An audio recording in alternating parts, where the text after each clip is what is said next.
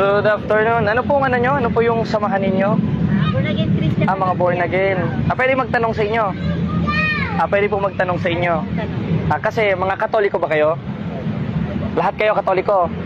Kasi mga Katoliko ako, Catholic Faith Defender ako. Ano naman po yun? Hindi naman po religion yung tanong namin eh. Oh, alam nyo po ba ang tunay na pakahulugan ng word na religion? Magtatanong lang kami kasi kung tunay na Kristiyano kayo, hindi lang pwede mangangaral kayo sa amin. Dapat magtatanong rin kami sa inyo. Paunlakan nyo yung tanong namin. Dahil nasa 3:15 ng 1 Peter yun, dapat ready kayo sa answer. Kaya kami magtatanong. O di ba? Mga Katoliko kayo. Ay mga Katoliko itong mga ito. Katoliko naman kami kuya before. Hindi namin tinatanong. Ngayon Katoliko ka dati. Opo. Anong ibig sabihin ng latria? Alam niyo po ba o hindi? Hindi naman po kasi kailangan yung mga Latin-Latin. Hindi ko ano nga po kahulugan ng latria kung tunay na Katoliko kayo? Nasa doktrina ng simbahan 'yan. Di nagsisinungaling. O di ba? Nagsisinungaling. Sabi niya Katoliko siya. Tinanong ko sa doktrina ng simbahan anong kahulugan ng latria? Hindi niya alam. Hindi po kami nakikipagtalo. Hindi kami nakikipagtalo, nagtatanong kami. Nag-interview lang naman po kami. You have no authority to interview. Wala ba kayong miyembro? Kita nyo Katoliko dinadali ninyo? Huwag kayong makikinig pag mayroong mga ganyang nangangaral sa inyo. Dahil ang pakay niyan, gaya nga ng aral ng simbahan, isinulat sa Bible yan, sa 4:17 of Book of Galatians, na mayroong mga magmamalasakit hindi sa mabuting akala. Dahil ang ibig nila, ihiwalay kayo saan? Kung ano tayo ngayon, Katoliko kayo, di ba? Yun ang ibig ni Satanas. Dahil si Satanas, galit siya sa banal galit siya sa simbahan, galit siya kay Kristo. Dahil isa lang naman ang itinayo ni Kristong simbahan, ang simbahang Katoliko. Ang pangako ni Kristo sa simbahan, sa 16:18 ng Mateo, hindi pananaigan ng Hades. Ibig sabihin, hindi ito maitatalikod, hindi ito masisira ni Satanas. Kaya ang ginawa ni Satanas, hindi niya sinira, sisiraan niya. At kung hindi niya sisiraan, uubusin yung laman ng simbahan na hindi masira ni Satanas, na itinayo ni Kristo. Kaya yan ang pakay nila. Mangingiti-ngiti sila, di ba? Interview, paano daw maging successful sa buhay, etc. Tapos after nyan, kukunin ang inyong mga pangalan, kukunin ang inyong Facebook, bibigyan kayong pamphlet para papuntahin sa kanilang simbahan. For what purposes? Di ba? Sasabihin nila, hindi daw pang relihiyon. Ba't nyo aakayin sa simbahan ninyo na konsiderado ayon sa Konstitusyon ng Pilipinas, nasa batas yan pagkaka-rehisto rin sa Security and Exchange Commission, naka-registered as religion. Kala ko ba hindi kailangan? Ba't ipinangangaral nyo sa mga tao? Di ba? Yan ang sinasabi ni Apostol Pablo na ipinasulat ng ating Panginoon Kristo sa 4:17 of Galatians, na meron talagang magmamalasakit hindi sa mabuting akala. Dahil ang ibig nila, ihiwalay kayo. Saan? Doon sa pananampalatayang nakagisna natin, na itinuro ng ating mga magulang, nadala ng Espanya, na galing Roma at yung galing sa Roma, galing sa Jerusalem, na ayon sa kasaysayan, yun ang simbahang Katoliko na itinayo ni Kristo. Dahil galit ang Satanas kay Kristo. Kaya lahat gagawin ni Satanas para mahiwalay tayo kay Kristo. At yan ang mga yan ang resulta. Di ba? In-interview kayo, di ba? In-interview nila ako kanina pero ipinresenta ko yung aral ng simbahan. Ewan ko kung ipapalabas nila yon. Kung talagang totoo kayo, hindi nyo na kailangan maghanap ng ibang mga tao, di ba? May mga miyembro naman kayo. Ibig sabihin, onti sila. Nagre-recruit sila ng miyembro nila. Hindi makakaporma yan, mga brothers. Huwag kayong huwag kayong maniniwala dyan. Dahil ang pakay niyan, magbait-baitan, kunin ang pangalan ninyo, ilay hands kayo, pangangaralan kayo ng peking ebanghelyo, yung tinatawag na ibang ebanghelyo o yung ibang aral na taliwas sa turo ni Kristo na ilagay niya sa simbahan.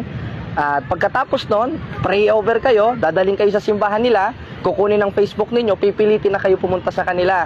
Tapos pagtapos nun, maging regular member na kayo, obligado na kayong magbayad ng 10% sa kanila. Yun ang pakay ng mga yan. Kaya sila nagpaparami. Kumbaga scam. May bayad yan. At ang matindi dyan, hindi sila tulad ng sa Iglesia ni Cristo. Kasi yan hindi pwedeng hindi ka mag-aabuloy, di ba, sa Iglesia ni Cristo. Sa kanila naman, halimbawa, nagkasahod ka 8,000, 10% ng 8,000 mapupunta sa kanila. Pag hindi mo binigay yung 8,000, sasabihin nila, ninanakawan mo ang Diyos. Yun ang aral nila. Kaya ang ginagawa nila, kumukuha sila ng maraming mga members. Dahil pag maraming members, mas maraming pera, mas maraming income, mas maraming mabre-brainwash. Ang pakay nila mga Katolikong walang alam. Pero pag may mga alam na Katoliko, sa aral ng simbahan, sa Biblia, sa argumentation, tinan mo, tumatakbo. Parang mga demonyong nakakita ng santo. Di ba? Nagpupulasan na. Yan ang yan. Kaya, once na makakita kayo ng mga ganyang klaseng nangangaral, umiwas na agad kayo. Dahil yan ang bili ng ating Panginoon Kristo. Saan natin mababasa yon? nasa 1:8 ng Galacia, dapat itakwil yung may dalang ibang aral na iba isa ipinangaral ng mga apostoles. At walang ipinangaral ng mga apostoles na accept Jesus Christ as personal Savior. Biruin mo, yung word na personal, that word is privately. Halimbawa, meron kang toothbrush. Pag sa yung toothbrush, ang ibig sabihin nun, that is your personal toothbrush. Wala nang ibang gagamit nun. Ang aral nila, si Kristo, personal Savior. Ibig sabihin, sila lang yung may karapatang iligtas ni Kristo. Sa kanila lang si Kristo kasi personal nila. Wala na tayong karapatan. O, di ba? Kaya dyan pa lang, halimbawa, this is my personal brief. May brief ka, brother. O pag sinabing personal brief, hindi mo pwedeng ipahiram kahit kani-kanino yon. Dahil sa'yo yun eh. Ganun yung aral nila kay Kristo, personal Savior daw. Samantalang wala kang mababasa sa Biblia na si Kristo, personal Savior. Christ is Savior but not a personal Savior. Christ is Savior of all mankind. Not only a personal, anong kala nila kay Kristo? Toothbrush na ipe-personal lang nila at nasa born again Christian pa. Tandaan ninyo, ang tunay na born again ang simbahang Katoliko. Dahil ang pakahulugan ng born again ipinanganak sa tubig at spirito na nangangahulugang bautismo o binyag. Nabinyagan ba kayo? O kaya born again kayo. Dahil ang tunay na born again ang simbahang Katoliko, hindi sila. Sila yung sinasabi ni Kristo na mga peking born again, mga peking mangangaral at may daladalang peking Kristo. Saan natin mababasa? Sa 24:24 of Book of Matthew. Dahil ang ibig lang nila, ihiwalay kayo upang ipagmalasakit nyo din sila sa pamagitan ng pagbibigay ng pera sa kanila. Sayang wala akong pamphlet at rosary, bibigyan ko kayo isang grupo yan. Tingnan nyo, mapapansin nyo, puro babae. Ganyan ang tactics nila. Kailangan magagandang babae. Ewan ko kung nagagandahan kayo sa kanila. Diba? Yan ang tactics nila. Una, magagandang babae. Pangalawa, mababait. Pangatlo, palangiti. Dahil ikaw nga naman, magsama ka ng King Kong, hindi ka makikinig, di ba? Yan ang nila, yan ang purposes nila. Talagang tugman-tugma sa sinasabi sa nagmamalasakit sa hindi mabuting akala. Kaya ang babait nila dahil nanghihikayat sila makapunta sa kanila para 10% ng sweldo ninyo, 10% ng baon ninyo mapunta sa kanila. Pero pera lang. Kumbaga, ayan, pupuntahan natin mga kapatid yung isang grupo ng mga born again Christian na hinihikayat ng ating mga kapatid sa pananampalataya upang akayin sa kanilang simbahan at pagkakitaan. At hindi naman katakataka, yan, umalis na sila. Ayan, umalis na. Ano na, pulasan na ang mga bornagoy.